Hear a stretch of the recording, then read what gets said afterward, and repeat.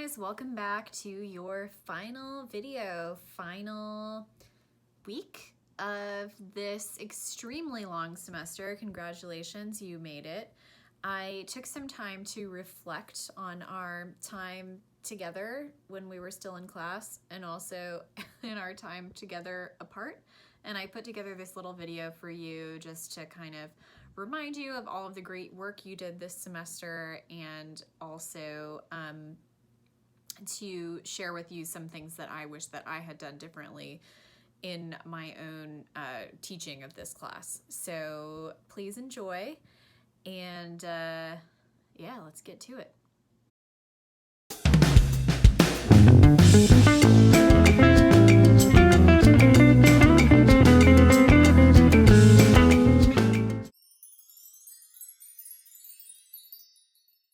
All right, so here are a few of my favorite things about Rhetoric 312.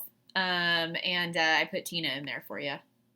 Me and Tina just thought that would be funny. The first thing that was my favorite thing in this semester was working with you on your first projects. I was so impressed that you all were able to successfully and efficiently and productively use HTML and CSS to build your own web text from scratch. That's amazing. That's such an awesome accomplishment. And your projects were so great. You analyzed a bunch of different celebrities and looked at the evolution of their fame and then also their downfall and how they were able to repair their image after a crisis or not. And those analyses were so great. I really loved them. And I hope at some point I can teach this class again because I just really enjoyed this assignment. And you guys did great, and I'm really proud.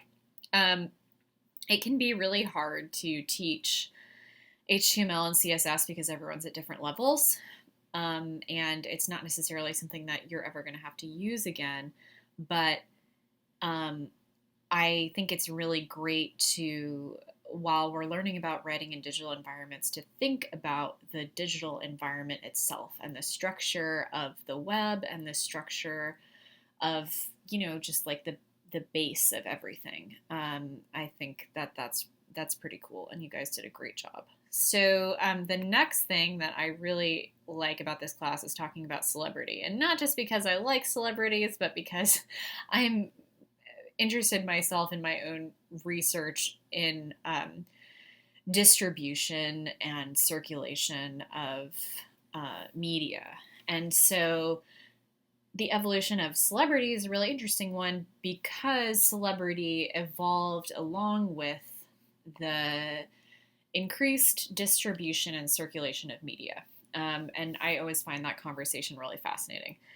Okay, so then after we talked about the evolution of celebrity, we talked about where celebrity is now, and we ended up talking a lot about YouTube culture. I had you read some of these articles. I had you about YouTube celebrities and what it looks like behind the scenes, and I also had you read a lot of Alice Marwick, and she talks a lot about micro-celebrity and influencers, and so we sort of, debated the differences between all of these, and we had a lot of really interesting conversations about who we watch on YouTube and why, and how we often feel closer to these people. It feels like such a more intimate medium than going to a movie theater, right? It's like these people feel like they're your friends. And I think that social media sort of creates this closeness between the public and the micro celebrity or influencer and their public.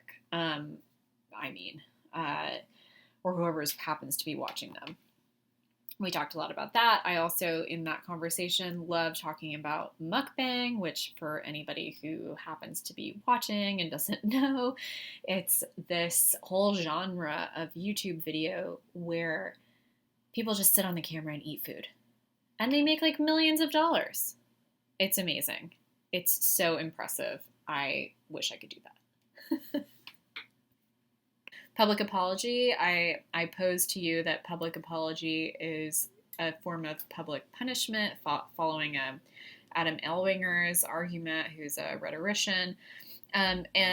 We looked at some various celebrity public apologies in order to inform your own analyses in your web text. We looked at Reese Witherspoon, we watched her arrest video, and then watched her interview with George Stephanopoulos a couple days later, and that was really interesting just to see how different celebrities and different people approach these public apologies, and who needs to appear more sorry, and how does the public accept or not accept apologies from people of color, women, men, like what are the differences there, and how are things accepted or not.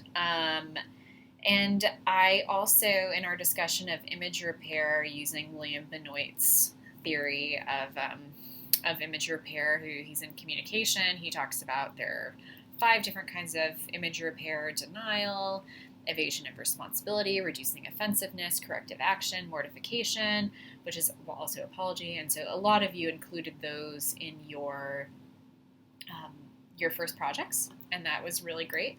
And then I shared with you a little bit of my own research, which is looking at how Monica Lewinsky has used the internet to repair her image. And I shared with you my thesis on this, which is that while Lewinsky was, of course, a political pawn in a lot of ways, she wasn't able to immediately speak for herself. And because of this, the internet became a place where she has been able to speak for herself finally to a much wider audience and slowly sort of take control of her voice, sometimes often by invoking the scandal that ruined her own reputation, which is another way that I sort of fold my research into this class, where I talk about how sometimes you need to make something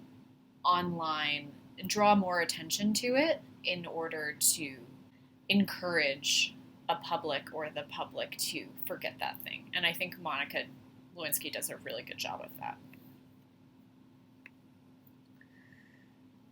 Okay, so then my YouTube videos were really something once we went into the pandemic times here, and I had to shift gears.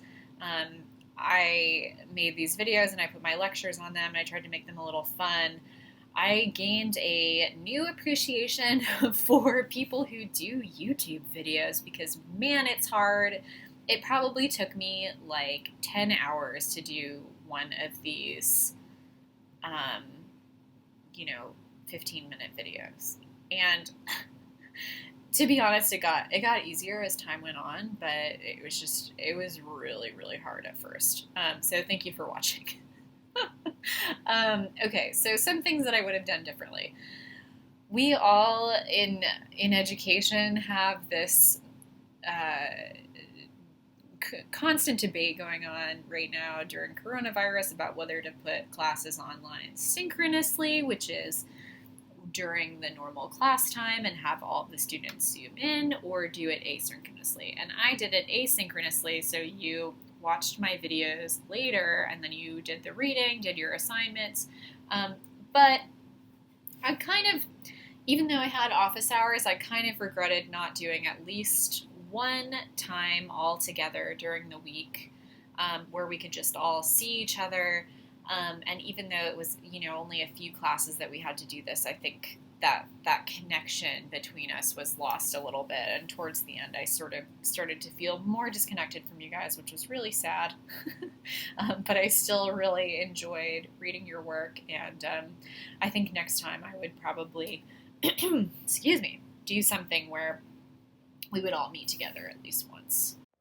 Thank you guys so much for watching. Thanks for learning and enjoying these videos. I'm trying to get her in here, but we'll see you next time.